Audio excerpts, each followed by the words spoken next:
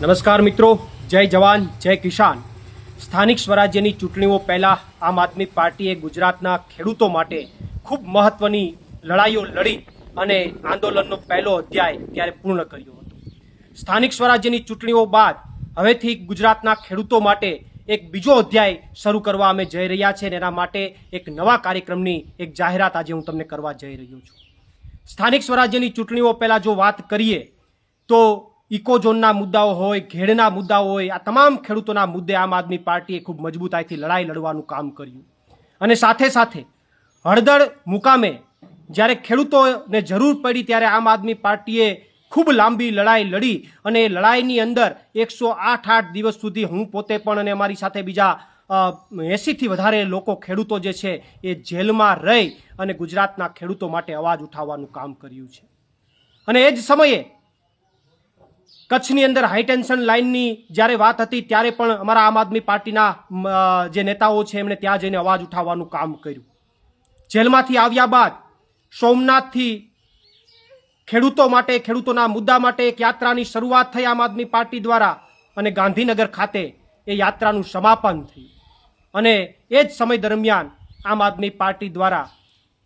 સમગ્ર ગુજરાતમાં, સમગ્ર પ્રદેશમાં ખેડૂતોના મુદ્દાઓને લઈને અંદાજિત 10થી વધારે કિસાન મહાપંચાયતોના આયોજન થયા। આમ સ્થાનિક સ્વરાજ્યની ચૂંટણીઓ પહેલાં આમ આદમી પાર્ટીએ ગુજરાતના ખેડૂતોના મુદ્દા ઉઠાવવાનું એક મહત્વનું કામ કર્યું છે। ત્યારે સ્થાનિક સ્વરાજ્યની ચૂંટણીઓ બાદ હવે આ ખેડૂતોનું જે આંદોલન ચાલતું હતું એનો બીજો અધ્યાય અમે શરૂ કરવા જઈ રહ્યા છીએ અને એટલા માટે એક કાર્યક્રમની જાહેરાત હું આપ સમક્ષ કરવા માગું છું, ગુજરાતના ખેડૂતો સમક્ષ કરવા માગું છું કે આવનારી 27 તારીખે આમ આદમી પાર્ટી દ્વારા સુરેન્દ્રનગર ખાતે એક મોટી કિસાન મહાપંચાયતનું આયોજન થશે, જેમની અંદર અત્યારના ખેડૂતોના પ્રવર્તમાન મુદ્દાઓ સાથે સાથે આવનારા ભવિષ્યની અંદર જે ખેડૂતોને મુદ્દાઓ જે આવવાના છે, અતિવૃષ્ટિથી કોઈ પ્રશ્ન ઉપસ્થિત થવાના છે, ઓછા વરસાદના કારણે જો પ્રશ્નો ઉપસ્થિત થવાના છે, બિયારણના પ્રશ્નો ઉપસ્થિત થવાના છે, ખાતરના પ્રશ્નો ઉપસ્થિત થવાના છે, વીજળીના પ્રશ્નો ઉપસ્થિત થવાના છે, આ તમામ પ્રશ્નો અને સાથે સાથે અત્યારે હાઈટેન્શન લાઇનને લઈને જે ખેડૂતોને સૌથી મહત્વના મુદ્દાની અંદર અત્યારે પીડા છે, આ તમામ મુદ્દાઓને લઈને આવનારી 27 તારીખે